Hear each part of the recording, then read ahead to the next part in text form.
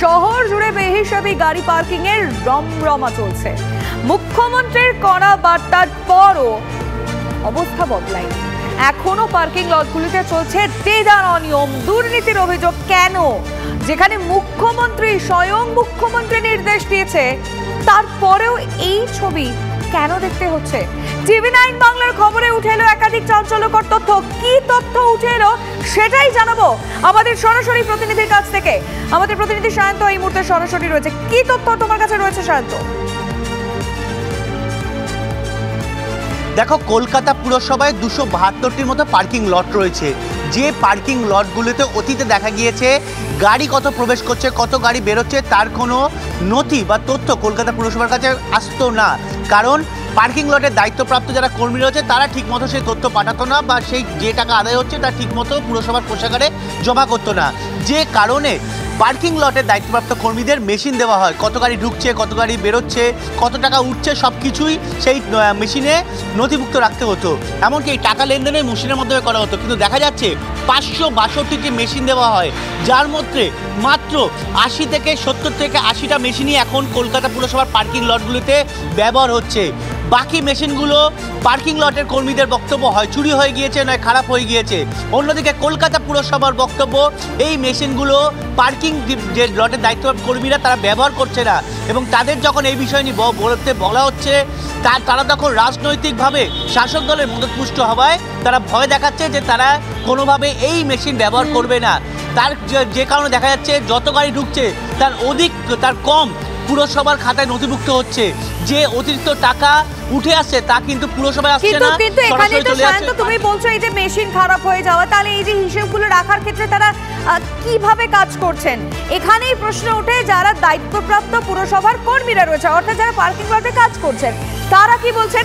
শান্তর সঙ্গে তাদের কথা হয়েছিল, শোনা যাক কি বলছেন তারা।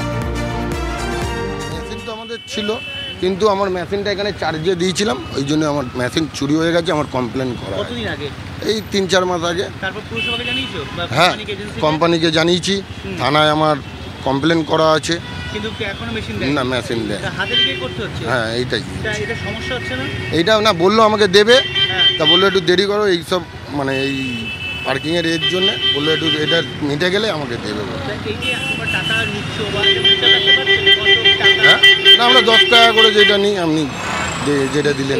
এটা তো টাইমের সময় কোনো থাকে, সেটা নির্দিষ্ট রাখতে পারছো? হ্যাঁ, এই আমরা টাইম দেখেই দিই, আর ওই টাইম দেখেই আপনার কাছে পয়সা।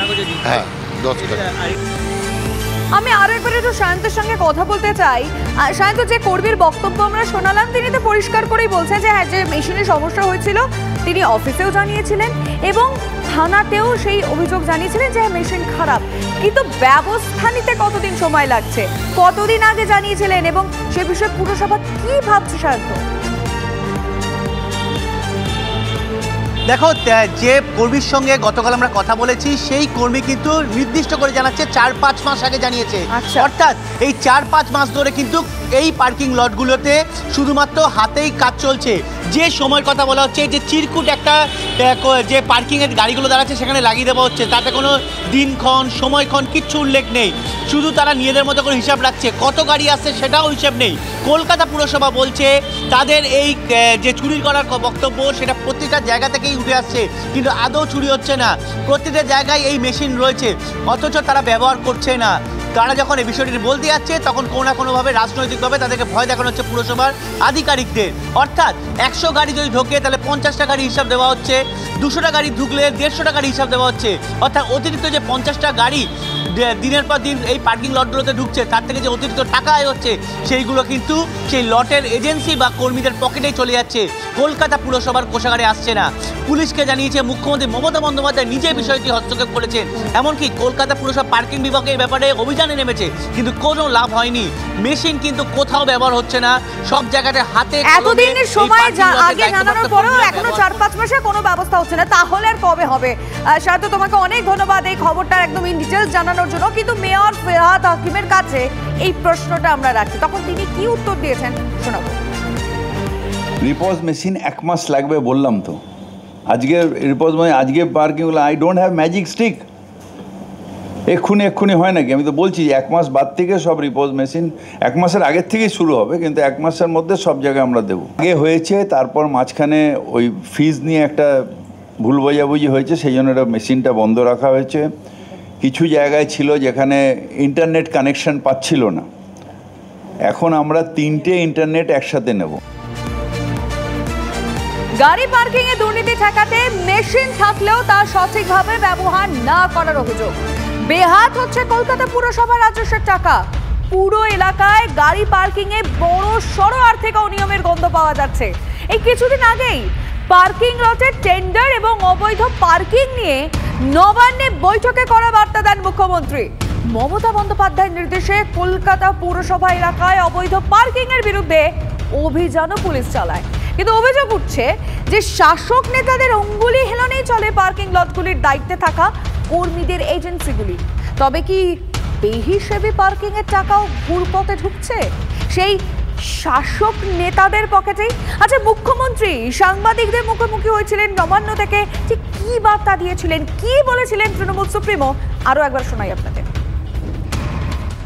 ইল্লিগাল পার্কিং জোন, এরা পুলিশ নেতাদের টাকা খেয়ে অনেক জায়গায় ইল্লিগাল পার্কিং জোন তৈরি করেছে। ব্ল্যাক মার্কেটে যেগুলো ইল্লিগাল পার্কিং আছে ভেঙে দিতে হবে। কেউ কেউ টাকা খেয়ে ইল্লিগাল পার্কিং দিয়ে দিচ্ছে। টাকা খাওয়ার কথা বলছেন স্বয়ং রাজ্যের মুখ্যমন্ত্রী এবং তিনি বলছেন যে ব্যবস্থা নিতে হবে। তারপরেও ছবির বদল কোথায়? আর বিরোধীরা কি চুপ করে থাকবে নাকি? এরপরে কি বলছে বিজেপি থেকে শুরু করে সিপিএম? আসুন শুনি। বেআইনি পার্কিং এর সঙ্গে তো পিওএস এর কোনো সম্পর্ক নেই। আগে মেয়র বলুক যে কলকাতা শহরে আইনি পার্কিং কত, বেআইনি পার্কিং কত। মেয়র বা দেবাশিস কুমার যিনি এমআইসি তারা বলুন official tender, open tender last কবে হয়েছে? এরা 7টা কোম্পানির মধ্যে পুরো পার্কিংটা ঘুরে বেড়াচ্ছে। আর এর মধু মেয়র থেকে দেবাশিস কুমার থেকে শুরু করে ভাইপো অবধি সবাই পাচ্ছে। পিসি পেয়েছে কিনা আমি ঠিক জানি না।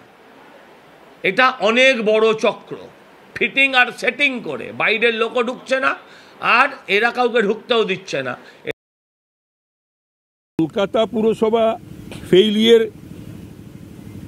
In every spear of life. পরিষেবা বলতে যেটা বোঝায় কলকাতার মতন মহানগরীর, সেই পরিষেবা কলকাতার মানুষ যে পাচ্ছে না এটা আর বলার অপেক্ষা রাখে না। পার্কিংয়ের রেট কত কেউ স্পষ্টভাবে বলতে পারবেন না। হ্যাঁ, কারণ যারা টাকা নিচ্ছেন তারাও সবটা জানেন বলে মনে হয় না। রাজনৈতিক মানে শাসক দলের একটা বোঝাপড়াতে এই গোটা পার্কিং সিস্টেমটা চলছে। পার্কিং বিষয়টাই পুরো নিয়ন্ত্রণের বাইরে চলে যাচ্ছে প্রশাসনের।